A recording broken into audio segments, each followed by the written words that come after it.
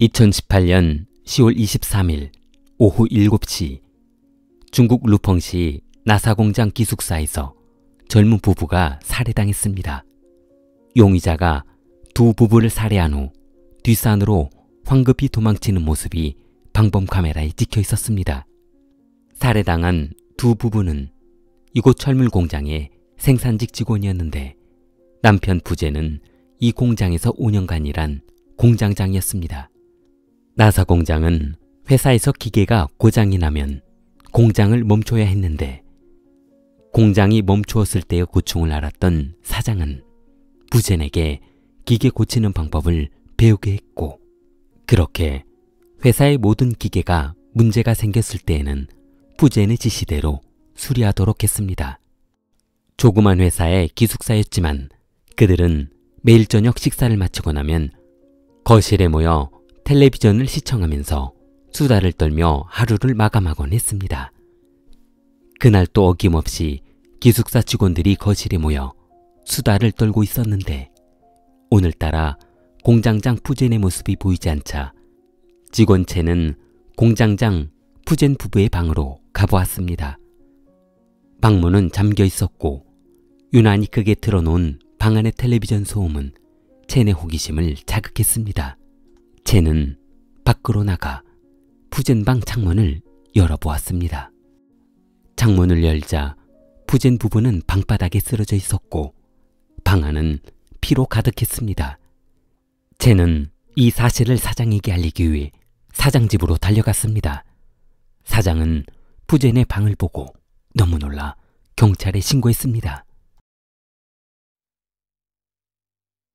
직원들조차 방범 카메라에 찍힌 무소명이 공장장을 왜 죽였는지 이해할 수 없다고 했습니다.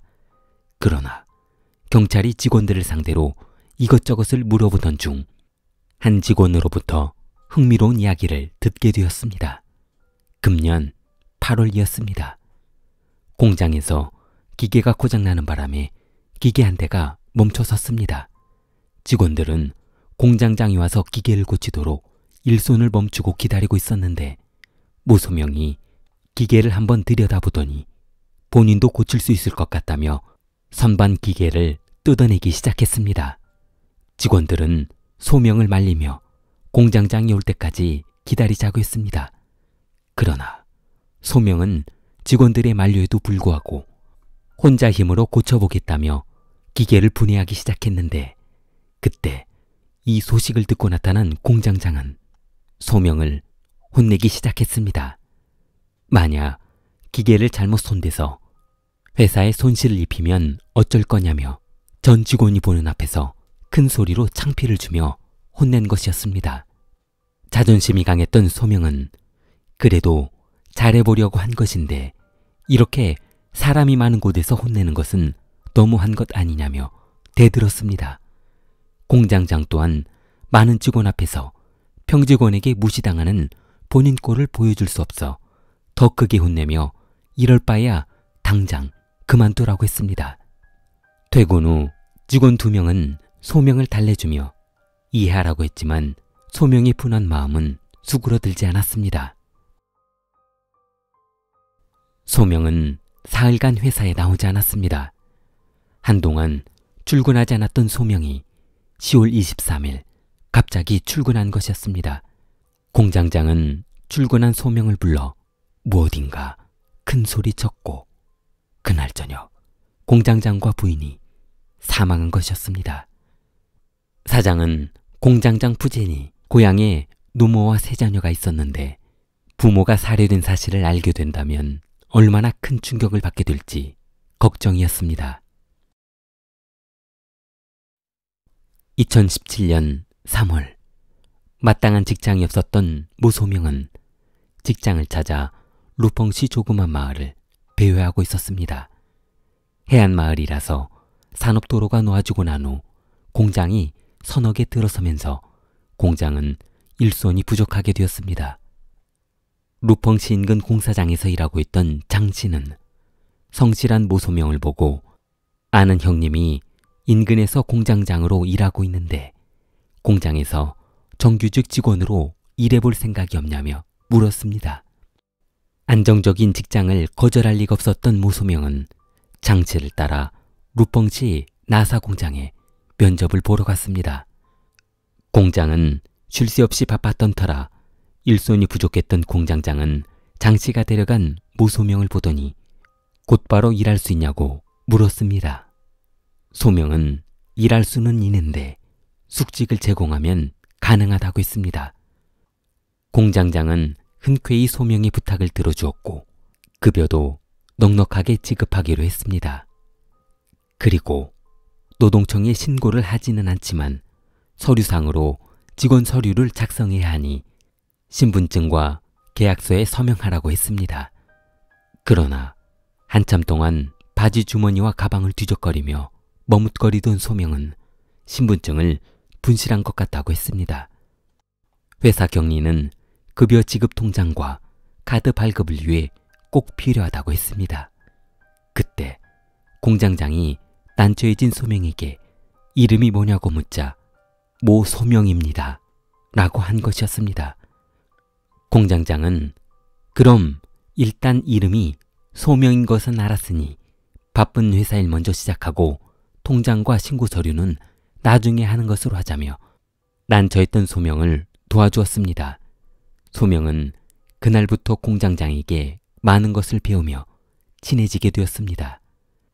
그날 이후 공장장은 타지에서 혼자 지내는 소명에게 친형제처럼 대해주었습니다. 소명이 시내에 나갈 일이 있다면 본인의 오토바이도 흔쾌히 내어주었고 부인과 식사할 때마다 소명이 외롭지 않게 같이 식사했습니다.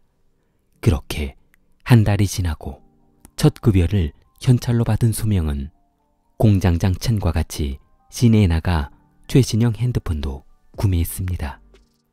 물론 핸드폰도 신분증이 없었던 소명을 대신해 공장장이 신분증을 보여주며 공장장 앞으로 개통했습니다. 신분증을 재발급받으려면 한 달 반 동안 고향에 가서 새 신분증을 발급받고 와야 하는데 너무 바쁜 공장 일 때문에 그럴 시간이 없었던 것이었습니다.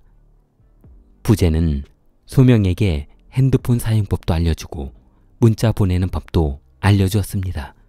소명은 활동적인 성격이 아니라서 TV 한 대를 구입한 후 하루 종일 방 안에서 텔레비전을 보는 것이 유일한 낙이었습니다. 어느덧 소명은 나사 공장에서 일한 지도 벌써 1년이라는 시간이 되었습니다. 두 사람의 사이도 가까워진 만큼 조심해야 할 것도 있었습니다. 서로의 자존심을 건드리지 말아야 했던 것이었습니다. 오갈 곳이 없던 소명을 형제처럼 대해주었던 공장장 부재는 결국 공장에서 기계 공장으로 소명의 자존심을 건드리며 소명에게 살해당하고 말았던 것이었습니다. 그러나 공장장 부재는 죽기 전까지 모소명이 살인 혐의로 수배 중인 수배범인 것을, 그리고 모소명이 본인 이름이 아닌 것을 모르고 있었던 것이었습니다. 모소명은 공장에 들어오기 3년 전 이곳으로부터 수백 킬로미터 떨어진 아주 먼 도시에서 부인과 두 자녀를 두고 살고 있었습니다. 소명은 귀주성 농부의 아들로 태어났으나 어려운 형편에 초등학교 3학년을 마지막으로 학업을 마쳐야 했습니다. 학업을 중단한 이유는 아버지 농사를 물려받는 것은 학업과 무관하다는 것이었습니다. 소명은 성인이 되어 25세 나이에 더 많은 돈을 벌여야겠다며 곧 당시에 돌공장에서 일하기 시작하면서 이때부터 이 사건은 시작되었습니다. 소명은 돌공장에서 일하던 아가씨 중에 마음에 드는 아가씨가 있었습니다. 쉽게 마음을 고백하지 못했습니다. 그녀의 나이 15살이었기 때문이었습니다. 나이 차이가 10살이나 났습니다. 소명은 그녀의 마음을 얻고 싶었으나 고향에 계신 부모 생계를 위해 오직 돈을 벌 생각만 하고 돌공장에 들어온 리핑이라는 아가씨는 소명을 눈여겨보지 않았습니다.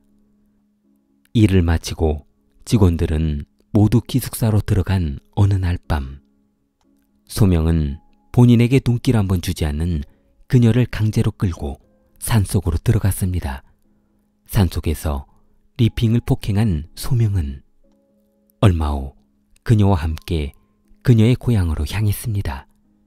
리핑의 부모에게 인사드리기 위해서였습니다. 리핑의 부모는 마주한 소명을 반기지 않았습니다. 돈을 벌어야 하는 딸이 이렇게 일찍 결혼하는 것도 원하지 않았고 당신처럼 나이 많은 남자와 결혼하는 것도 원하지 않는다고 했습니다. 소명은 이 말을 듣고 리핑의 부모 집에 있는 텔레비전과 의자, 탁자를 때려 부수었습니다. 결혼을 승낙하지 않으면 평생 그녀를 괴롭히며 살 것이라고 했습니다. 전 가족이 다 죽은 뒤에 후회하지 말고 결혼을 승낙하라고 했습니다. 리핑의 부모는 소명의 말을 듣는 순간 등골이 오싹해졌고 그날의 충격을 잊을 수 없었습니다. 그날 소명은 리핑의 부모에게 결혼 승낙을 받지 못하고 돌아가야만 했습니다. 2008년 12월 소명은 리핑을 끌고 고향에 계신 부모에게 인사를 드리러 갔습니다. 소명의 부모는 아들이 정신 차리고 사는 것이 너무 기특해 이 결혼을 무조건 허락했습니다. 그러나 지식이 없었던 소명은 리핑과 혼인신고를 하러 동사무소에 갔는데 창피만 당하고 돌아올 수밖에 없었습니다. 신부의 나이가 너무 어려서 결혼증명서를 발급해 줄 수 없다는 것이었습니다. 혼인신고가 불가능한 나이였던 것이었습니다. 소명은 그럼 일단 리핑과 같이 지내다 혼인신고할 수 있는 나이가 되면 그때 다시 하기로 하고 부모 집에서 신혼살림을 차리게 되었습니다. 그러나 중국 방언을 사용하고 있던 소명의 부모는 며느리 리핑과 소통이 힘들었습니다. 식사 준비를 할 때도 언어가 통하지 않다 보니 다툼이 많아졌습니다. 그러던 어느 날 소명은 어머니에게 대든다며 쇠주걱으로 리핑의 머리를 내리쳤고 그녀의 머리가 찢어지는 사건이 발생했습니다. 리핑은 슬슬 남편에게 불만이 쌓이기 시작했습니다. 2009년 12월 리핑은 소명의 아들을 낳게 되었지만 원하지 않았던 출산이었습니다. 결국 두 사람 사이에 돌이킬 수 없는 사건이 발생하고 말았습니다. 리핑의 집안 언니가 보름 후 결혼식을 올린다는 것이었습니다. 리핑은 소명에게 결혼식에 같이 가서 부모가 걱정하는 것과는 달리 잘 살고 있다는 것을 보여주고 싶었습니다. 그러나 결혼식에 출발하기로 한 날 남편은 술에 취해 탁장에서 인사불성이 되어 있었습니다. 결국 친척 결혼식에 참석하지 못한 그녀는 남편에게 소리치며 대들었습니다. 그러자 소명은 리핑을 구타했고 그녀는 큰 상처를 입게 되었습니다. 며칠 후 술에 취해 잠들었다 깨어난 소명은 간밤에 부인이 사라진 것을 알게 되었습니다. 리핑은 모든 것을 버리고 도망간 것이었습니다.